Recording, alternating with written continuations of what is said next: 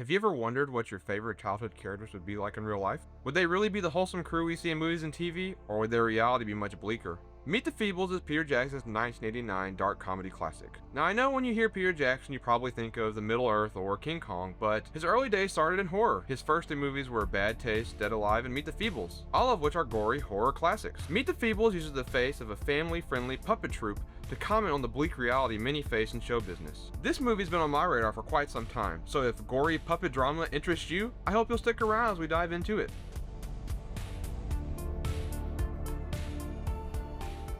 The movie starts with the Feebles performing their opening act and the film's namesake, Meet the Feebles. They're singing, dancing, having a good time, doing their big one, and here comes Trevor. He tells Heidi that she's big and ugly and can't dance and can't sing and talentless. Even though Heidi is an amazing performer who's the heart and soul of the show, she's very self-conscious, as we'll see throughout the movie. So his words really get to her. She storms off the stage in a dramatic exit. She heads to Bletch's office, who is the boss of the Feebles but also Heidi's lover. However, when she gets there, Bletch is a bit preoccupied with someone else. Right away we get one of the funniest quotes in the movie. Oh shit!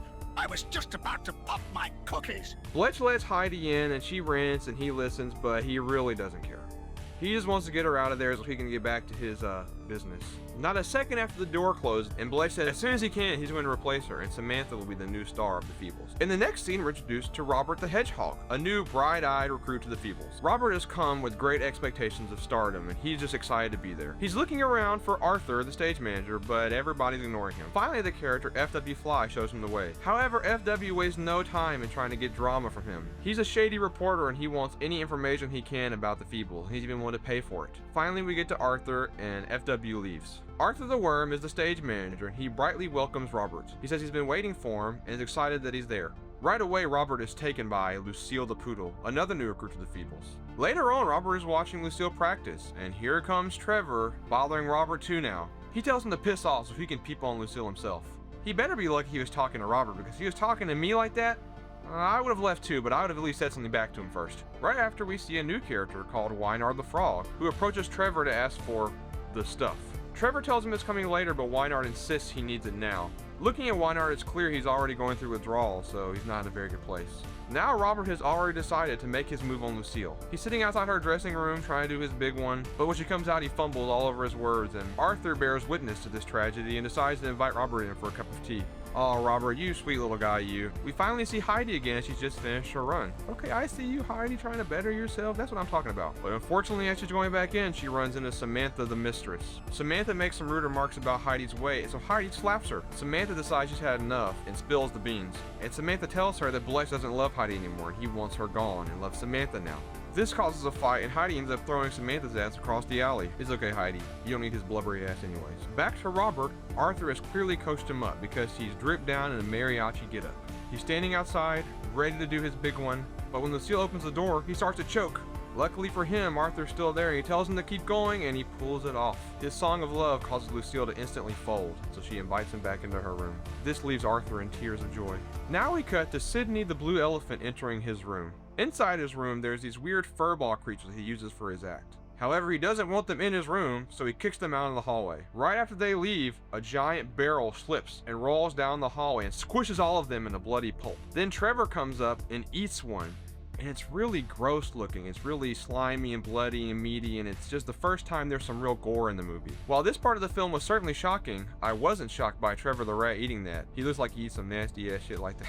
Back in the room, Sydney starts to tell Arthur about how another member of the troupe, Sandy, is giving him a paternity suit.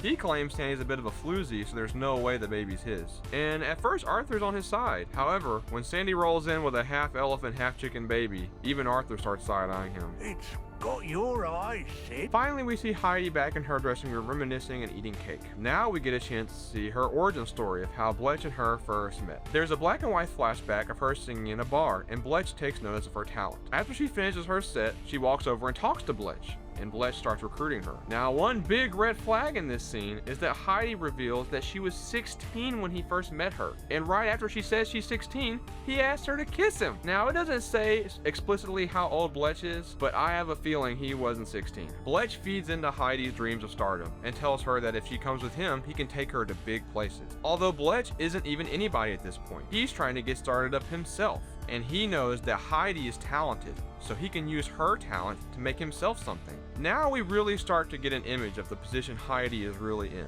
She got recruited by Bletch at her very prime before she even got started, and then has given her whole career, her whole life to Bletch, who has now decided he's tired of her. Like many people in the show business, Heidi is only good for as long as she's desirable. Now that she's maybe a little older and a little less desirable, she's getting tossed aside and getting replaced by the younger model. I'm sure anybody can understand how devastating that must feel for her. Especially because Bletch wouldn't even be anywhere without her. He might be the boss, but her talent is what built their whole business. As she snaps back to reality, she realizes she's eaten the whole cake, which only makes her feel worse about herself. Throughout the movie so far, we've gotten a few glimpses of what Bletch has been doing today. He's been going to a golf game with a Scottish warthog named Cedric. He looks a bit like Rocksteady from TMNT. While at first it seemed like they were just doing what rich people do and playing golf, it turns out it was actually the scene for Bletch to purchase the stuff from Cedric. After they test the product, Bletch makes plans to pick up the stuff later on that night. We then come to a character called Dennis, who's peeping in on Harry, the show's host, getting his freak on with two bunny girls. Dennis gets so excited by this, he starts drooling all over the place. Harry notices and quickly shoos Dennis off. Now we go back to Robert, who's walking around backstage. Robert hears what sounds like a woman in distress. He goes to try and help, but realizes it's actually the set of an adult film. And you'll never guess who's filming it. That's right, Trevor's nasty ass. Trevor is his usual self and starts being rude and mean to Robert, and as this happens, the actress sits down on the actor and ends up killing him. When Robert leaves and they realize the actor has died, Trevor decides to replace him with Dennis, the perverted anteater from earlier. The craziest part is, they weren't even fazed by the death of the actor. Trevor just picks him up and throws him into this pit where a giant monster eats him. He even makes a comment he could possibly sell his body for money. As all of this has been happening, Sebastian, the stage director, has been running through performances all day. After all, they have to get ready for their performance in just a few hours. Now it's time for Wynard, the frog from earlier, to do his act, and he's a knife thrower. However, his withdrawal has worsened, and he throws a knife right into his assistant, who just starts bleeding out on stage. Sebastian is a bit disappointed the act didn't go well, but simply wheels her off as he gets ready for the next act. It's at this point that I started to realize that all these deaths are happening in the movie, and nobody really cares about it. This leads me to wonder just how expendable each and every member of the Feebles are, and if that rings true in real life. I would hope that if this happened in real life, it would be taken more seriously, but I can't help but think all the production would be worried about is how it would affect the production rather than the person. The next act is a musical number starring Barry the Bulldog. Sebastian cuts off the performance because someone who's holding a flag is moving rather than staying still. When Sebastian asks him why he's moving, he starts telling him that historically speaking, it's more accurate for the flag to move rather than stay still. Now, Robert, usually I'm on your side, but put the fries in the bag, bro. Just hold the flag. They start to do another run through, but Robert stops the production again to give Sebastian some more advice. This really rubs Sebastian the wrong way, and he gets the bright idea to make Robert Wynard's new assistant. After another quick glance at Trevor filming adult content with Dennis this time, we see Harry in the bathroom. He's staring at the mirror and wondering what's wrong. His eyes are bloodshot, and he obviously does not feel well. We see FW in the toilet, munching on some doo-doo.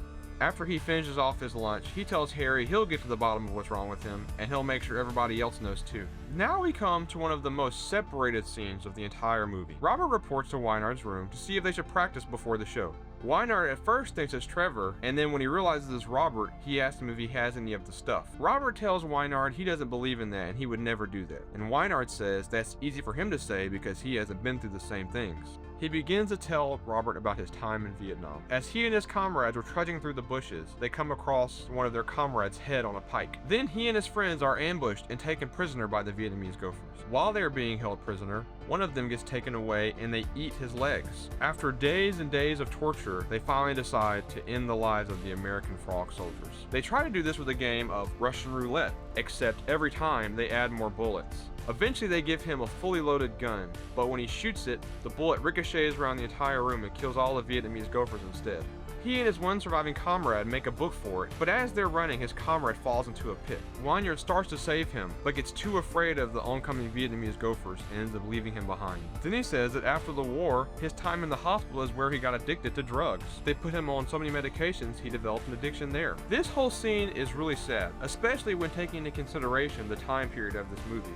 The treatment of veterans after Vietnam was deplorable and definitely affected a whole generation of men and their families. Not only did they have such traumatic experiences, but then when they got home, their life was in shambles. Wanyard is just a puppet in a movie, but his story is true for many in real life. From drug addiction to PTSD to homelessness to their own people they were fighting to protect, criticizing them after they got back. Now, unfortunately, we have to go back to Trevor, who is showing Bletch the adult film he made earlier in the day. Bletch doesn't think people will really be interested, and he thinks it's time they find a new actress. Trevor says he already has someone in mind, and he glances at Lucille. We see Harry again, and the first thing I noticed was that his tongue looked terrible. He passes out and wakes back up with Dr. Quack. Dr. Quack tells him he'll run some tests, but there's no doubt in his mind, Harry has to have the big one of sexual diseases. He even said his case is so advanced, he only has 10 to 12 hours to live. Harry asks that Dr. Quack not tell anybody so he can do one last show and go out with his reputation.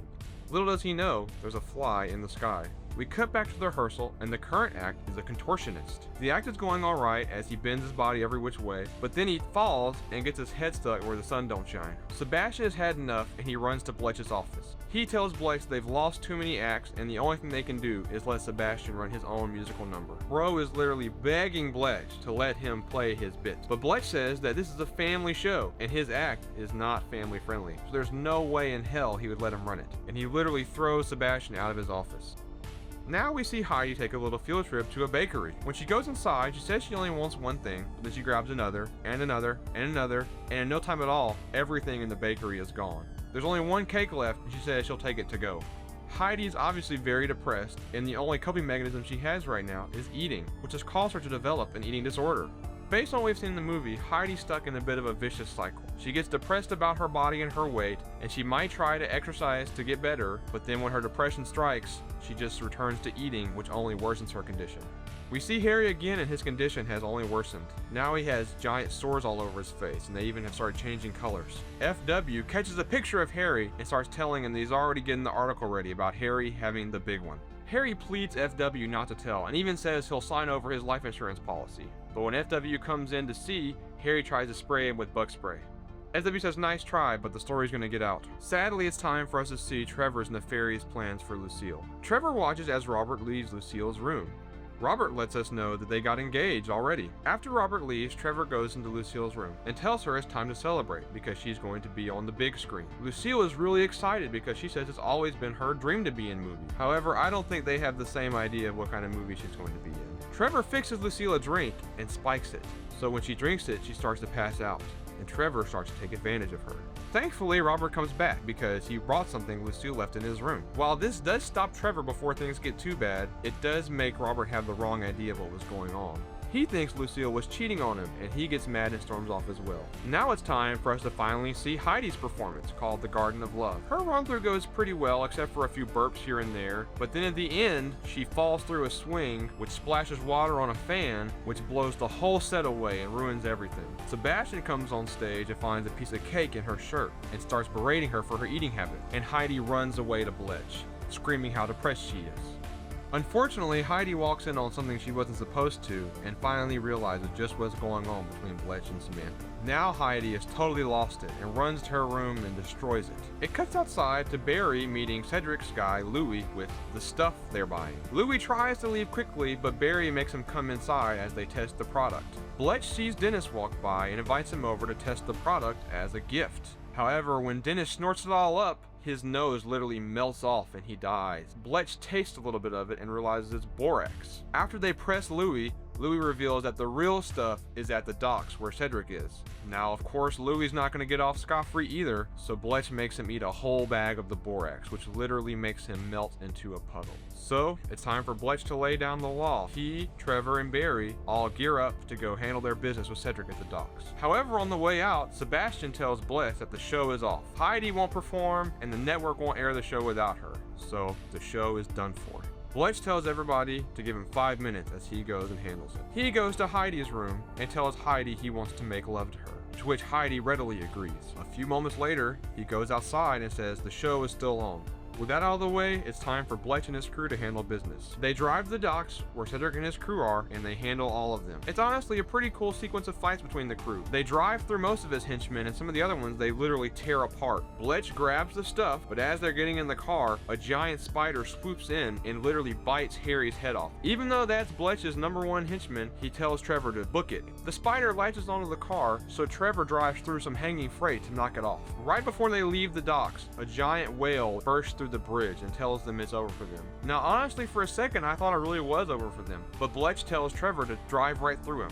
Trevor literally drives into the mouth of the whale and drives out the other side of it to go back to the theater. I have to say I really like this scene. Even though it revolves around all of the worst characters of the movie, the action sequences and the sets were really cool. I especially liked when they drove through the whale. The way they showed the inside of the whale as the car drove through, I just thought it looked really awesome. Back at the studio, it's almost time for the show to start. Sebastian can't find Harry, so he says to move Heidi's number up. Heidi's getting her makeup done, and now that Bletch laid it down, she's really feeling herself. Harry is still trying to kill FW, but FW says it's too late. The story has been published, and even if he kills him, everybody's going to know what happened. Harry's condition continues to worsen as he lays down in defeat. Outside, we see the paper with Harry's face in the front being peddled out. Bletch grabs one through the car window as they head inside, and is instantly angered by this news. He tells Trevor they need to handle whoever wrote this paper, and Trevor already knows who it was. Things aren't looking so good for old FW. Now the show finally begins. The theater is packed out. And something I thought was really interesting is the audience in the theater. At first I thought this was kind of like the Muppets where, it was a mixture of humans and puppet-like creatures in the world. But in the audience, everybody is supposed to be a puppet. Now obviously they can't make enough puppets to fill a whole auditorium, so most of it is just people wearing like a paper plate animal mask or something of that variety. So I just thought it was really interesting to see how they handled it. Backstage, Wanyard asks Trevor about the stuff, and he finally gets his hands on some. Wanyard goes into the bathroom, uses the stuff, and passes out. Now it's finally time for Heidi's performance of the Garden of Love, and honestly, she kills it. It's perfect. She does a great job. Everything goes smoothly. The performance goes so well, in fact, that in the middle of it, Sebastian tells Bletch that they've been offered a syndicated series, meaning their show will be aired on local network and reach a much wider audience. This of course is good for Bletch because bigger audience means bigger money, which means more power, more fame, you name it. This is exactly the kind of news Bletch wanted to hear tonight.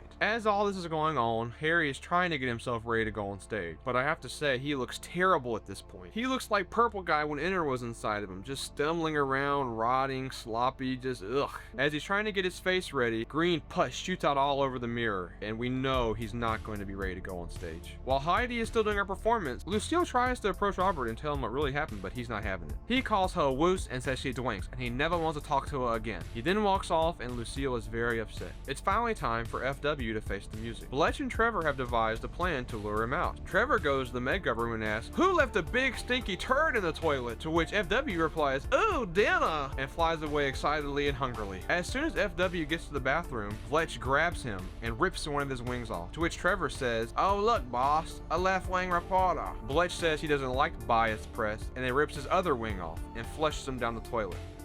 Bletch goes backstage to have a celebratory drink, where he's greeted by Heidi, who's trying to pick back up where they left off earlier. However, Bletch is not having it. Bletch tells Heidi she's disgusting and he never wants to see her again. He also tells her that she's being replaced by Samantha, so she's done with the Feebles. Heidi runs out with her clothes in her hands and starts hallucinating, imagining all the cast members are standing laughing at her. Back on stage, it's time for Harry to come out, but when his signature carrot pops up, he can barely pull himself up to the ledge. He tries to speak, but when he opens his mouth, vomit spews out all across the stage. Sebastian quickly shoots the carrot away as Harry hangs there sadly.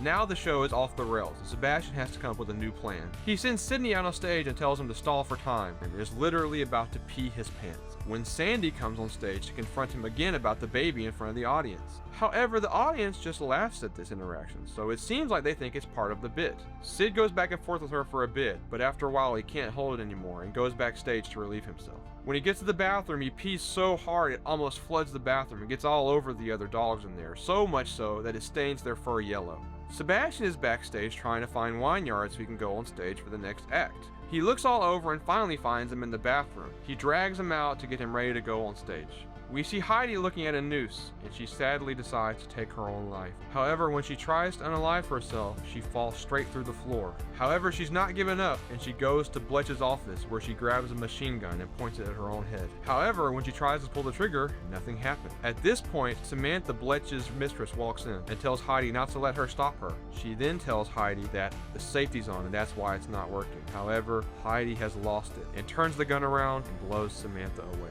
We get a look at Heidi's eyes and we can tell she has totally lost her mind. And we can only guess what will ensue after. It's time for Wynyard's act, but it's clear he's not ready for it. As soon as he starts, he begins to hallucinate and starts imagining that Robert is one of the Vietnamese gopher from his trauma. And so instead of trying to miss Robert, he actually starts trying to hit Robert with the knives. However, when he pulls the third knife up, it falls out of his hand in the air, and he looks around for it, but it falls right back down into his own head and ends Wynyard's life. Even after Wynyard dies, the audience just keeps clapping and cheering. Back in Harry's room, he starts begging God to cure him of the big one. He says if he gives him this one thing, he'll be a good bunny for the rest of his life. At that moment, Dr. Quack calls Harry and tells him he made a big mistake and misdiagnosed him. Turns out he just has a bad case of rabbit pox and he'll be better in a week. Of course, Harry is thrilled at this news, but his excitement is short-lived. As he runs in the hallway to tell everybody he's cured, Heidi makes him her second victim as she blows him away to shreds. Now Sebastian has decided that he doesn't care what's happening. He is going to do his number. And so he takes the stage and sings his song about sodomy. So we quickly understand why Bletch wasn't going to let this air. As Sebastian's song about sodomy plays in the background, Heidi goes on her rampage backstage. She obliterates everyone in her path. Heidi's makeup artist even tries to tell her that this won't fix her problems, but Heidi doesn't care anymore. She's lost it, and she's taking it down on everyone. The remaining members of the Feebles start their closing act, unaware of what's going on backstage. However, it's very short-lived as Heidi swings through the stage and starts blowing away everybody. Now the audience is scared as they run away screaming. During her rampage on stage, Heidi shoots and kills Sandy the chicken. Seymour the baby is left sitting there, and we see Heidi looking and almost as if she's contemplating if she wants to take the baby's life. Sid realizes this, and finally his paternal instincts activate, and he runs to save the baby. This shifts Heidi's attention to him, and she shoots both of his legs out. He crawls across the stage to the baby and says, "Daddy's here." And it's just really crazy that this is what made him finally take responsibility as a father. Anybody that crosses Heidi's path on stage is instantly shot down. Lucille is about to be her next victim when Robert swings in and saves her. He tells her that he doesn't care what she did, that he loves her no matter what and he wants to be with her. Finally, Lucille gets to tell him that it wasn't her. Trevor tried to take advantage of her and even spiked her drink. This of course infuriates Robert, and he decides he wants his revenge. At this point, only a few members of the Feebles are still alive. Sebastian managed to hide in Harry's carrot, and Heidi walked right over Arthur, so he managed to escape her wrath. Robert and Lucille are in the rafters, so she can't see them. Heidi finally shoots the box where Bletch is sitting, and he falls down on stage. She's about to end his life when he says, "Heidi, I still love you." And yet again, just like that, Heidi's ready to forgive him. She says, "Oh, Bletch." And I think she genuinely thinks there's a way they can come back from this. But standing behind her, Trevor has a gun pulled, and Bletch tells her to shoot her. However, Robert sees his opening and swings by and knocks Trevor's gun out of his hand before he can kill Heidi. Now for the best moment in the whole movie, Heidi finally finishes off Trevor. Thank God that guy is gone. And even though she loves him, she turns around and takes out Bletch. And with that, Heidi's rampage comes to an end. Heidi snaps out of it and realizes the gravity of her situation. Arthur tells her that he knows she's a star, but he has to report her to the authorities. Heidi asks for one last favor, and she wants to perform her song Garden of Love one more time before she goes. So then Arthur turns on the music, and Heidi sings her song with all the dead cast members behind her and the havoc around her. As she sings, we hear sirens in the background as they come to apprehend Heidi. As her final number closes out the movie, we see a few life updates for all the survivors.